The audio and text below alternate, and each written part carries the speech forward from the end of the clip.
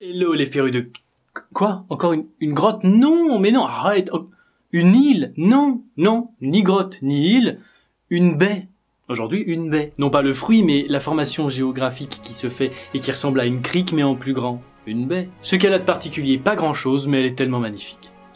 Bon d'accord, il y a un petit quelque chose, tout petit. Voilà, elle va être fermée, peut-être condamnée définitivement, on va voir pourquoi. Intro.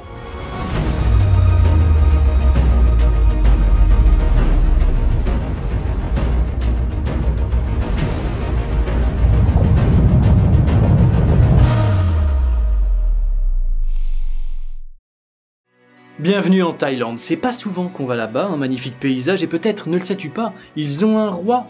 Depuis 2016 d'ailleurs, c'est Ramadis qui gère ce beau pays où l'on trouve, pour la petite anecdote, la plus petite créature du monde et la plus grande, à savoir la chauve-souris bourdon et le magnifique, que dis-je, royal, requin-baleine.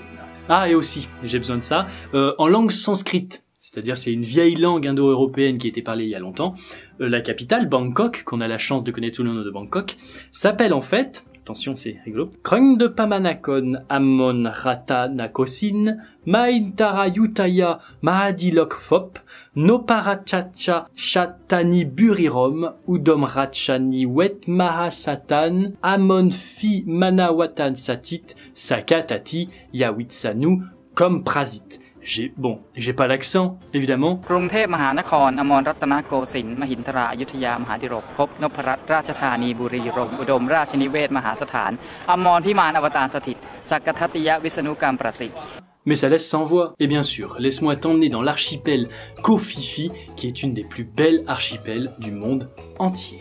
Ici, tu ne verras pas de grosses voitures, tu auras une vue sur la magnifique surface de l'eau émeraude en face, des magnifiques roches qui protègent la baie, et bien sûr de la luxuriante forêt derrière toi. Tout est fait pour les amoureux de la nature. Et même si je garde les plus belles images pour la fin de l'épisode, tu vois déjà que c'est magnifique, non? Bien entendu, le récif naturel est protégé. Très protégé vu qu'elle offre une palette arc-en-ciel d'espèces aussi bien florales que animales. Donc pour ça, la Cour suprême de la Thaïlande est très cool. Et ils organisent aussi des plongées nocturnes pour voir les requins-baleines. Ça doit être incroyable. Mais faut bien du négatif, non?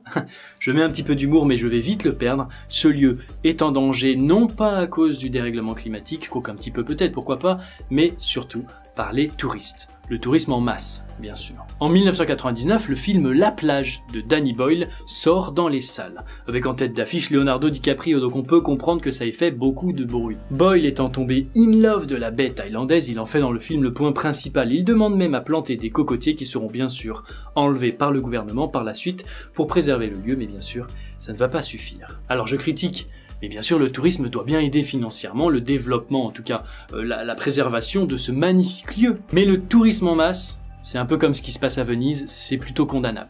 Parfois, vaut mieux voir un lieu en photo ou en vidéo comme ça, plutôt que d'aller y mettre les pieds, surtout si c'est en danger. Dans le cas de notre jolie Maya Bay, le tourisme en masse a bien dégradé les choses, il n'y a qu'à voir le taux de pollution dans l'eau qui s'est considérablement élevé. C'est même le fameux récif qui est protégé qui prend un sacré coup dans la figure de voir tous ces gens nager comme DiCaprio arriver avec leur magnifique bateau à moteur. Forcément, ça tue. Alors rapidement, la nature fait qu'un récif, en se dégradant, devient blanc. Et comment il se dégrade? Eh bien, c'est quand le réchauffement climatique, par exemple, réchauffe la température de l'eau. Et du coup, ne produit pas assez de ce dont a besoin un récif pour perdurer. Et bien là, à cause des bateaux et des touristes, pareil, la température monte et les récifs en prennent un coup. De juin à septembre, cette Maya Bay va être fermée. Pourquoi? Eh bien pour arranger tout ça, essayer de rendre l'eau à une température normale en laissant faire les choses sans personne dedans et en replantant par-ci par-là quelques coraux pour essayer de redévelopper le truc. Si ça marche, tant mieux. Si ça marche pas, ça va perdurer dans le temps cette isolation de la baie. Et si ça marche toujours pas... on verra. Mais dans tous les cas, il y a des règles qui vont apparaître. Par exemple, la limitation de bateaux et de touristes journaliers. Voilà, je crois que c'est genre 2000 touristes, 100 bateaux, maximum. Voilà, écoute, les beaux lieux, il y en a des milliers, voire des millions, voire des milliards en fonction de ce que tu aimes sur la planète et il faut savoir les préserver, comme par exemple en les voyant en vidéo, mais sans aller y mettre les pieds. Dans ces cas-là, quand il y a un problème, je t'invite bien sûr à y aller si tu en meurs d'envie, pour attendre le bon moment peut-être. Finalement, ça me rappelle un conflit que j'ai eu il y a longtemps avec une dame. Je sais pas si tu vas avoir un rapport, mais moi j'y ai vu un rapport en écrivant le script. Cette dame voulait absolument qu'il y ait des aquariums ou des trucs comme Marineland, là, tu sais, où les phoques ils sautent, ils font des tours et les enfants ils sont là, ouais, pour que ces enfants qui sont fans de dauphins ou d'orques ou de je ne sais quel poisson, eh bien puissent les voir en vrai et les aimer un peu plus. Et je lui ai dit, mais écoutez madame, non, ma petite dame, j'ai essayé de comprendre, mais non, en fait, tu dis de la daube. Pourquoi? Bien c'est très simple, on peut aimer un animal ou une race en entier sans l'avoir vu en vrai. Et l'exemple le plus probant, en tout cas pour moi, c'est moi-même. Parce que quand j'étais gamin, j'ai toujours adoré les dinosaures, et pourtant j'en ai jamais vu. Merci à toi, et à la semaine prochaine.